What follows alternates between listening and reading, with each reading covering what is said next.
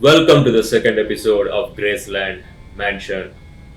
As YouTube compresses 360 VR videos by default, make sure you watch this video in high resolution for the best immersive experience.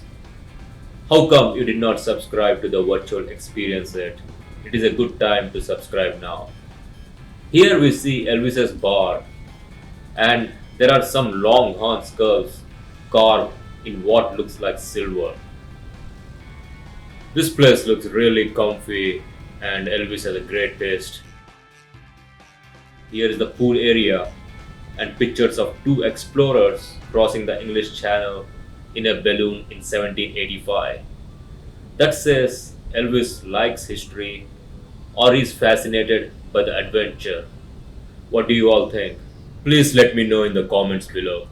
This is the famous jungle room, which is unique because it has carpet on both the ceiling and the floor. And all the furniture from here was purchased at one time from a local Memphis department store. I was doing my research on Elvis Presley and found out that he's like a really generous man. He gave lots to the charities, and in one day he wrote 40 checks for $1,000 each. So a total of $40,000 in one day for the charities. This is his backyard with a playground which has swings and other play stuff. Well, thank you. You never know how happy I am to be here. Someone asked me this morning, what did I miss about Memphis? And I said, everything. So here we see the Elvis's birthplace. This is a scale model of the tiny shotgun house in Tupelo, Mississippi, where Elvis was born on January 8, 1935. Here the Presley lived a simple working class lifestyle. In search of a better life, the Presleys moved from Tupelo, Mississippi to Memphis, Tennessee in 1948. So here we see the shooting range where Elvis Presley practiced.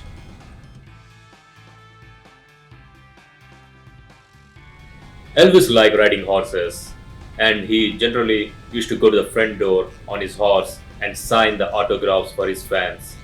He took care of his fans because he believed that he is in that position because of his fans. And even today the Graceland has few rescue horses, and it is said that Priscilla has hand in rescuing those horses. This room is full of Elvis's memorabilia, and one thing which I like about this one is like he was always on the leading edge of the technology, because in 1960, shortly after returning home from the army, he purchased the world's first transistor battery powered television. So he is pretty ahead of his time. I hope you all enjoyed watching this episode. Make sure you share, subscribe and comment, and I will see you all in the next episode.